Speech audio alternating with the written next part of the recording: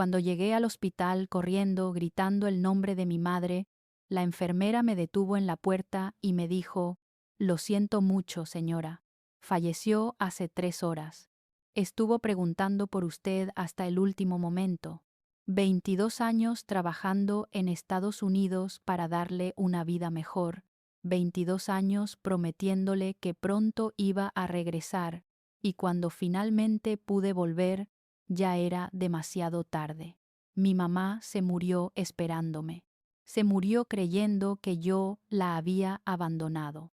Se murió sin saber que cada dólar que gané fue pensando en ella. Y yo nunca voy a poder decirle que la amé más que a nada en este mundo. Suscríbete a este canal porque lo que voy a contarte es una historia que te va a romper el corazón. Una historia sobre el precio real que pagamos los inmigrantes.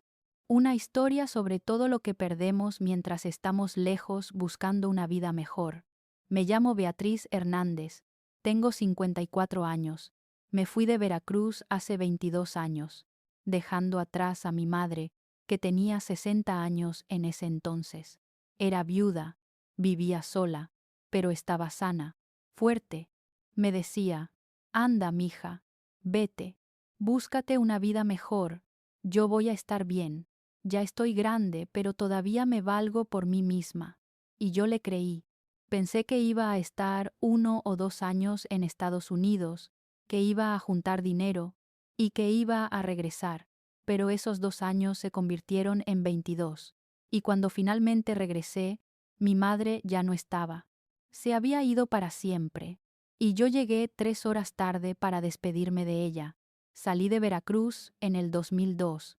Era una época difícil, no había trabajo. Yo era madre soltera con 2 hijos, Carlos de 15 años y Ana de 12. Su papá nos había abandonado años atrás. Vivíamos con mi mamá en una casita humilde. Yo trabajaba vendiendo comida en la calle, pero no ganaba ni para comer. Mis hijos andaban con los zapatos rotos. Mi mamá se desvelaba haciendo costuras para ayudar con los gastos. Pero no, alcanzaba, nunca alcanzaba. Una conocida me dijo: «Beatriz, yo te puedo ayudar a cruzar. Conozco un coyote bueno. En Estados Unidos hay mucho trabajo. Puedes mandar dinero para tus hijos y para tu mamá». Y yo dudé mucho, porque dejar a mis hijos era lo más difícil, pero mi mamá me convenció. «Yo los cuido, mija. Tú vete tranquila. Aquí yo me hago cargo de ellos. Es tu oportunidad». Y me fui. Crucé la frontera con un nudo en la garganta. El viaje fue horrible. Tardamos 4 días en llegar.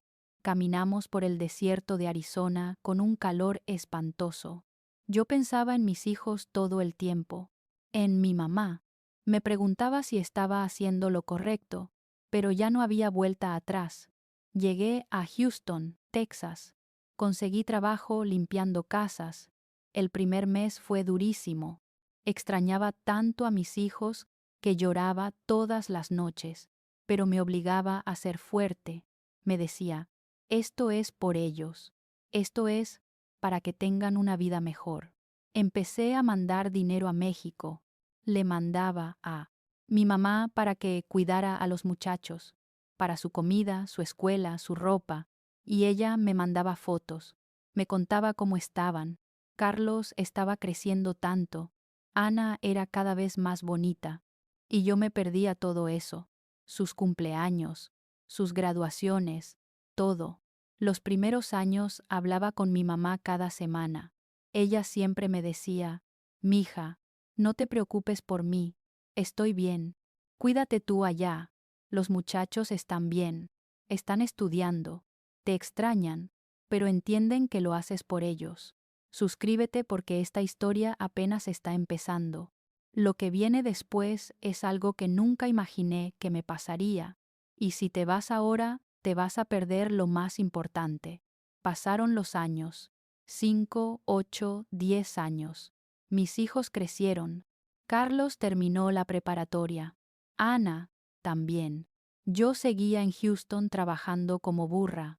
Limpiaba casas de día y de noche trabajaba en un restaurante lavando platos. Dormía 4 o 5 horas al día, pero mandaba buen dinero a México. Con ese dinero pudieron estudiar. Carlos entró a la universidad. Ana también. Yo estaba orgullosa. Todo mi sacrificio estaba valiendo la pena. Pero algo empezó a cambiar. Mi mamá empezó a sonar diferente por teléfono, más cansada, más débil. ¿Está bien, mamá?, le preguntaba. Sí, mija, nomás estoy un poquito cansada. Ya estoy vieja. Pero yo no le creí que fuera solo cansancio. Le insistí. Le pregunté a mis hijos. Carlos me dijo, mamá, la abuela está bien. No te preocupes. Aquí estamos al pendiente de ella. Intenté varias veces juntar dinero para ir a visitarla, pero siempre pasaba algo. Que Carlos necesitaba dinero para la escuela, que Ana se iba a casar y necesitaban para la boda, que se descompuso el refrigerador de la casa. Siempre algo. Y yo mandaba el dinero en lugar de usarlo para ir a México, porque pensaba, ya después voy, ya después tengo tiempo. Hace 2 años mi mamá cumplió 80 años. Le hablé ese día. Estaba emocionada. Mija, mis nietos me vas. Hicieron una fiesta. Vinieron todos. Fue muy bonito. Lo único que me faltaste tú. Y yo lloré. Lo siento, mamá. Pronto voy. Te lo prometo. Nomás junto un poco más, y voy. Ella se rió. Una risa débil. Ya no me prometas, mija. Ya son 22 años de promesas. Mejor ven cuando puedas. Sin promesas. Esas palabras me dolieron, pero tenía razón. Llevaba 22 años prometiendo que iba a regresar y nunca lo había hecho. Entonces decidí que sí, que ese año iba a ir, que iba a ahorrar todo lo que pudiera para comprar mi boleto y regresar a ver a mi mamá. Pero el año pasado empezaron los problemas. Mis hijos dejaron de contestarme las llamadas con tanta frecuencia. Antes hablábamos cada semana, luego cada 2 semanas, luego cada mes. Y cuando hablábamos, eran conversaciones cortantes. Hola mamá, ¿todo bien? Tengo que colgar. Hablamos luego. ¿Cómo está la abuela?, les preguntaba.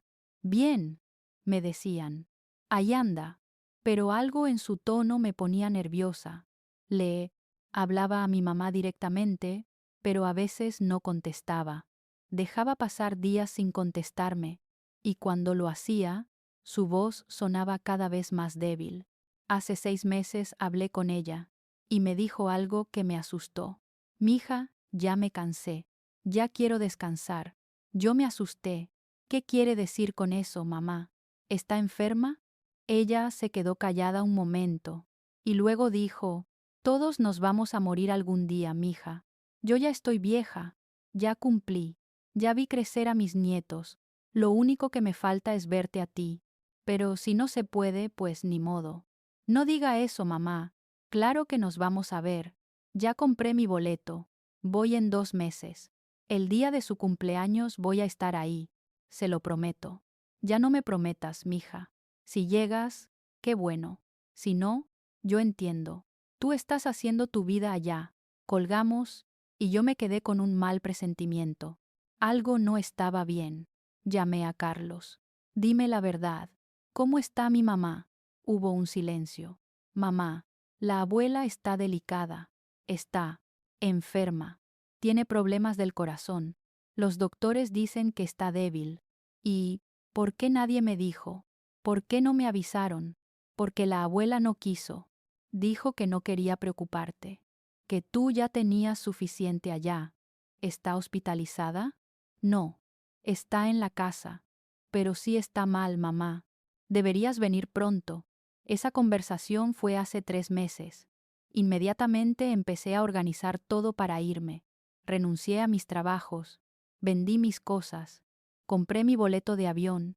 Iba a regresar en el cumpleaños de mi mamá. Faltaban 2 meses. 2 meses nada más. Pero hace una semana recibí la llamada que cambió todo. Era Ana. Estaba llorando. Mamá, la abuela está muy mal. La tuvieron que hospitalizar. Los doctores dicen que no le queda mucho tiempo. Tienes que venir ahora. Ya tengo mi boleto. Salgo en 2 semanas. No, mamá. Tienes que venir ahora. No va a aguantar 2 semanas. Entré en pánico. Intenté cambiar mi boleto, pero me cobraban una fortuna. No tenía ese dinero. Llamé a las aerolíneas rogando que me ayudaran. Nada. Llamé a todos mis conocidos pidiendo dinero prestado. Conseguí un poco, pero no era suficiente. Finalmente, hace 3 días, logré cambiar el boleto. Me costó hasta el último centavo que tenía, pero lo logré. Salía al día siguiente, un día después de lo planeado originalmente. Pero iba a llegar. Iba a ver a mi mamá. Iba a abrazarla. Iba a decirle que la amaba, que todo lo que hice fue por ella y por mis hijos, que nunca la abandoné en mi corazón. Suscríbete ahora mismo porque lo que sigue es la parte más dolorosa de esta historia. Si te vas a arrepentir de no saber cómo termina. El vuelo fue eterno. 9 horas desde Houston a la Ciudad de México. Y luego otra hora en autobús a Veracruz. Durante todo el viaje no dejé de rezar. Por favor, Dios, que aguante, que la encuentre viva, que me dé chance de despedirme. Le mandé mensajes a mis hijos. Ya voy llegando. ¿Cómo está la Tango? ¿Abuela? No me contestaban. Y eso me ponía más nerviosa. Llegué al aeropuerto de la Ciudad de México y los volví a llamar. Nada. Nadie contestaba. Tomé el autobús a Veracruz, desesperada. El camino se me hizo eterno. Cuando llegamos a la central de autobuses, Carlos me estaba esperando. En cuanto lo vi, supe que algo andaba mal. Tenía los ojos rojos, hinchados de llorar. Carlos, ¿cómo está tu abuela? Él agachó la cabeza. Mamá, vámonos al hospital. ¿Está en el hospital? Pensé que ya le habían dado de alta. Mamá, por favor, súbete al carro. El trayecto al hospital fue en silencio. Carlos manejaba con lágrimas en los ojos. Yo tenía el estómago hecho nudo. Sabía que algo terrible había pasado, pero no quería aceptarlo. No quería ni pensarlo. Llegamos al hospital. Nos bajamos. Carlos me tomó del brazo. Mamá, necesito decirte algo antes de entrar. ¿Qué? ¿Qué pasa? La abuela. Mamá, la abuela falleció esta mañana. Hace 3 horas. Sentí que me atravesaba un rayo. ¿Qué? No, no puede ser. Yo venía para acá. Iba a llegar hoy. Lo sé, mamá, pero no aguantó. Se fue esta mañana. ¿Estuvo consciente? Preguntó por mí. Carlos empezó a llorar. Sí, mamá. Estuvo preguntando por ti hasta el último momento. Decía, ¿ya llegó Beatriz? ¿Ya viene para acá? Y nosotros le decíamos que sí, que ya venías. Ella esperó y esperó, pero ya no aguantó más. Me derrumbé ahí mismo. Carlos me abrazó mientras yo gritaba. Gritaba de dolor, de rabia, de impotencia. Había llegado tarde, 3 horas tarde, 3 malditas horas. Si mi vuelo hubiera salido más temprano, si hubiera conseguido el dinero un día antes, si hubiera regresado hace un año cuando sentí que algo andaba mal. Sí, sí, sí, pero ya no había sí que valiera. Ya era tarde. Me llevaron a la morgue del hospital. Ahí estaba mi mamá, en una camilla, cubierta con una sábana blanca. Cuando le destaparon la cara, casi no la reconocí. Estaba, flaquita, pálida, tan diferente de como la recordaba. La última vez que la vi tenía 60 años y estaba llena de vida. Ahora tenía 82 y estaba muerta. Me acerqué a ella, le tomé la mano. Estaba fría. Le acaricié el pelo. Le hablé. Mamá, llegué. Ya estoy aquí. Perdóname por llegar tarde. Perdóname por no haber venido antes. Perdóname por todo. Y lloré sobre su cuerpo. Lloré como nunca había llorado en mi vida. Ana llegó poco después. También estaba destrozada.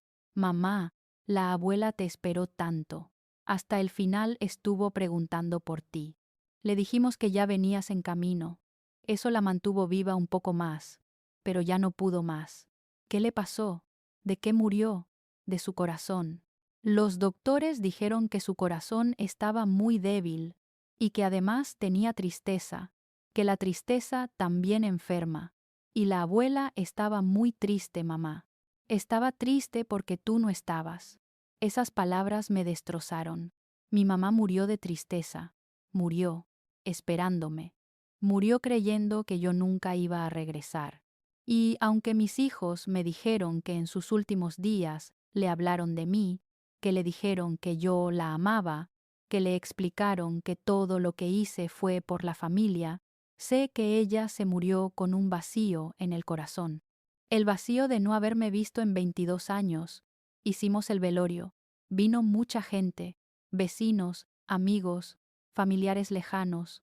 Todos me daban el pésame. Tu mamá siempre hablaba de ti. Decía que estabas en Estados Unidos trabajando, que eras muy buena hija porque mandabas dinero, pero también decía que te extrañaba mucho, que su sueño era verte una vez más, antes de morir. Cada palabra era un puñal en mi pecho, porque yo pude haber cumplido ese sueño, pude haber regresado antes, pude haber pasado tiempo con ella en sus últimos años, pero elegí quedarme trabajando, elegí el dinero sobre la presencia, y ahora era demasiado tarde. En el funeral, cuando bajaban el ataúd, me acerqué por última vez. Le puse una carta que había escrito, una carta donde le explicaba todo, donde le decía cuánto la amaba, donde le pedía perdón por no haber estado ahí, donde le prometía que iba a cuidar de sus nietos, que su sacrificio no había sido en vano, pero sabía que ella nunca iba a leer esa carta, porque ya no estaba. Los días después del funeral fueron horribles. Me quedé en la casa donde crecí, la casa donde vivió mi mamá todos estos años, y estaba llena de ella, sus cosas, sus fotos, su olor. Todo me recordaba a ella, y me recordaba que llegué demasiado tarde. Un día, revisando sus cosas, encontré una caja debajo de su cama. Adentro había cartas, cartas que ella había escrito pero nunca envió. Eran para mí. Empecé a leerlas, y cada una me rompía más el corazón. Querida Beatriz, hoy es tu cumpleaños. Cumples 40 años. Cuánto me gustaría estar contigo para festejarte, pero sé que estás lejos, sé que estás trabajando, sé que piensas en nosotros. Te extraño, mija. Todos los días te extraño. Querida Beatriz, hoy me dieron los resultados del doctor. Mi corazón está fallando. Me dijeron que debo tomar medicinas, que debo cuidarme, pero no les dije nada a Carlos ni a Ana porque no quiero preocuparlos. Y tampoco te voy a decir a ti, porque tú ya tienes suficiente allá. No quiero ser una carga. Querida Beatriz, hoy pensé mucho en ti, en cómo eras de niña, en cómo jugábamos juntas, en cómo me abrazabas cuando tenías miedo. Y me pregunto si algún día te voy a volver a abrazar, si algún día vas a regresar, o si me voy a morir sin verte. Tengo miedo, mija, tengo miedo de morirme sola. Leí todas las cartas llorando. Eran como 30 cartas, todas escritas en diferentes años, todas llenas de amor pero también de tristeza, de soledad, de anhelo. Mi mamá me extrañó todos estos años y nunca me lo dijo. Se guardó su dolor para no preocuparme, y yo nunca me di cuenta. También encontré un calendario donde ella marcaba los días, contando cuántos días había pasado desde que me fui. 22 años son 8030 días, y ella los contó uno por uno, esperando, siempre esperando. Encontré fotos mías que ella guardaba en su cartera, fotos viejas de cuando yo era joven, fotos desgastadas de tanto tocarlas, y me di cuenta de que aunque yo estaba lejos, para ella yo nunca me fui. Yo siempre estuve en su corazón, en su mente, en sus rezos. Y yo, ¿qué hice? Trabajé, mandé dinero, prometí regresar, pero nunca regresé hasta que fue demasiado tarde. Hoy, 3 meses después de su muerte, sigo en México. Me quedé para estar cerca de mis hijos, para conocer a mis nietos que nacieron mientras yo estaba en Estados Unidos. para reconstruir mi vida aquí, porque ya no tiene sentido regresar a Estados Unidos.